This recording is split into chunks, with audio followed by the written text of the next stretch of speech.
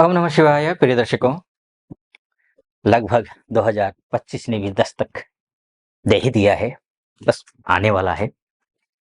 आशा से यत नववर्षं भवतु मंगलकरम् अद्भुतकरं च जीवनस्य सकलकामना सिद्धिरस्तु। हम्म, भगवान महादेव आपके सारी मनोकामना पूरी करें। नववर्ष आपके लिए मंगलमय हो, शुभ हो, समृद्धि लेकर के आए। आप जिस किसी भी क्षेत्र में हैं, उस क्षेत्र में आप शिखर पर पहुंचे। हर एक मनोकामना आपकी पूरी हो, ऐसी मेरी हार्दिक शुभेच्छा, मंगल कामना 2025 की। प्रिय दर्शकों, अद्भुत है ये 2025, अद्भुत है।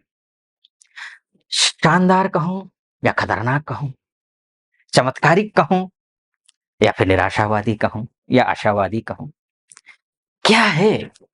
बहुत रहस्य है 2025 में। कारण क्या है कि 5000 साल पहले जो घटनाएं घटी थी, उससे भी बड़ी घटनाएं 2025 के 14 मई के बाद घटनी शुरू होंगी। 8 वर्ष तक, यानी कि 2025 से लेकर 2033 तक बृहस्पति अतिचारी रहेंगे। इतना ही नहीं, 2033 से 35 से लेकर 2 साल छोड़कर फिर 35 से लेकर के 2043-44 तक फिर से अतिचारी हैं। 8 वर्ष फिर, यानी कि 16 वर्ष तक बृहस्पति अतिचारी रहने वाले हैं।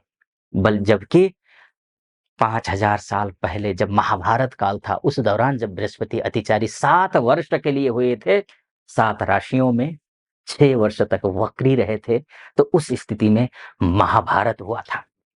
आप कल्पना करके देखिए, महाभारत एक इसकी लंबी हिस्ट्री है। 1000 साल पहले भी बृहस्पति अतिचारी हुए थे। और दूर क्यों, अब ये 1914 से लेकर के 1918 के बीच में जब प्रथम विश्व युद्ध हुआ था, तब भी बृहस्पति अतिचारी थे। बृहस्पति अतिचारी होने की वजह से प्रथम विश्व युद्ध हुआ। द्वितीय विश्व युद्ध को देख लीजिए, 1939 से लेकर के 1945 तक द्वितीय विश्व युद्ध हुआ और उस दौरान भी बृहस्पति अतिचारी ही थे। मैं बहुत नजदीक की अगर बात करूं तो 2018 से लेकर के 2022 तक फिर से बृहस्पति अतिचारी थे, जिसका परिणाम आप हम सभी जानते हैं। उस दहशत से, उस पीड़ा से हम सभी निकले हैं, सभी गुजरे हैं।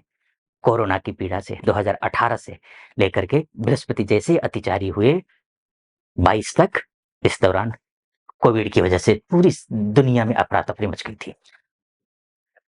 फिर से देखिए होने जा रहे हैं और आपके लिए मायने रखते हैं। आपके धन के कारक हैं, पैसे के कारक हैं, आपके संतान के कारक हैं बृहस्पति, आपके लव लाइफ के कारक हैं, आपकी विद्या के कारक है, दाम्पत्य जीवन के कारक हैं, ऐसा घर गृहस्थी के कारक हैं, कुटुंब के कारक हैं, आपके वाणी के कारक हैं। ये अतिचारी हो रहे हैं और अतिचारी का मतलब ये निकलता है कि अत्यंत तीव्र गति से चलना। जैसे कि बृहस्पति की गति है, 1 वर्ष में 1 राशि को वो गोचर करते हैं। लेकिन यहां पर तो देखिए ना, 14 मई को ये बृहस्पति जो है यहां से निकल वृषभ राशि से निकलकर मिथुन राशि में प्रवेश करेंगे। कब? 14 मई को। ठीक नहीं है आपके लिए, क्योंकि वृश्चिक राशि वालों के लिए बृहस्पति का मिथुन राशि में जाना अष्टम में जाना होता है। आप अपना स्वास्थ्य का ख्याल रखिए, आप अपने स्वास्थ्य का ख्याल रखिए, आचार विचार का ख्याल रखिए। ठीक, आप अपने पैसे का ख्याल रखिए, एजुकेशन का, पढ़ाई लिखाई का ख्याल रखिए। मतलब ख्याल रखने का मतलब यह है कि आपको अधिक पढ़ना है। जितना सामान्य तौर पर आप पढ़ते होंगे उससे अधिक पढ़िए। एक लक्ष्य बनाइए, चाहे पैसा कमाने के लिए लक्ष्य बनाना हो, तो पैसा कमाने के लिए भी आप अगर जितनी मेहनत कर रहे हैं, उस मेहनत में और झोंक दीजिए आप अपने आप को, और बुद्धि विवेक से काम कीजिए, हड़बड़ाहट में नहीं। क्योंकि गुरु अतिचारी हैं। अतिचारी गुरु, वो बोलते हैं ना, जल्दी का काम शैतान का। जल्दी में करेंगे तो बिगड़ेगा काम। कुछ भी करना हो, दाम्पत्य जीवन में कोई डिसीजन लेना हो, बिजनेस में कोई डिसीजन लेना हो, पढ़ाई लिखाई में कोई डिसीजन लेना हो, कौन सा विषय लेना है आगे बढ़ने के लिए, उस पर डिसीजन लेना हो, कुछ भी करें, किसी भी क्षेत्र में आप हों, बस आपका डिसीजन गलत नहीं होना चाहिए। जल्दबाजी नहीं करना है, पेशेंस रखना है। ये अगर कर लेते हैं, तो आपका धन का मामला भी ठीक हो जाएगा। यहाँ कब तक है ये? जब तक हैं यहाँ मिथुन राशि में, तब तक आपको अपना धन सँभाल के रखना है, पैसे सँभाल कर रखने हैं। पैसे बहुत ज़रूरी है सँभाल कर रखना।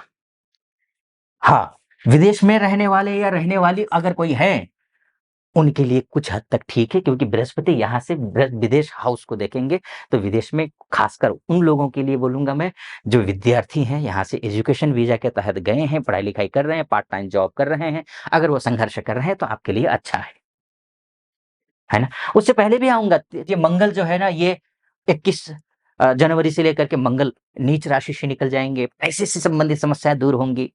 29 मार्च से लेकर के शनि महाराज जो है ना, मीन राशि में आ जाएँगे। तो शनि महाराज के मीन राशि में आना, केंद्रेश होकर के त्रिकोण में आकर के बैठना लक्ष्मी योग बनाता है, तो पैसा यहाँ भी आ रहा है।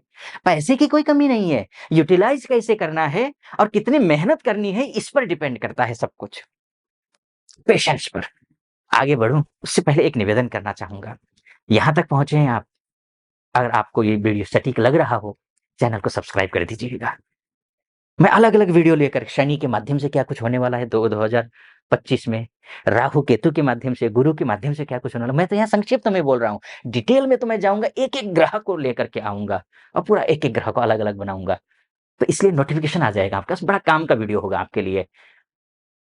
तो सब्सक्राइब कर दीजिएगा, लाइक कर दीजिएगा, कमेंट में महादेव का भक्त हूँ, कृपा आप पर भी बनी रहे, ऐसी मेरी कामना। हर हर महादेव ज़रूर आप लिख दीजिएगा। तो मैं बात कर रहा था शनि की। तो शनि हो रहे हैं, शनि 29 मार्च से आ जाएँगे। और आप, एक और बात है ना, जैसे ही शनि यहाँ आ जाएँगे, आप शनि की ढैया से मुक्त हो जाएँगे, जाएँगी। शनि की ढैया से मुक्त हो जाएँगी या जाएँगे। तो ये आपको ध्यान रखना है, ठीक? ये शानदार है आपके लिए ये वर्ष। कुछ सावधानियाँ हैं, उनको बरतना है, ठीक?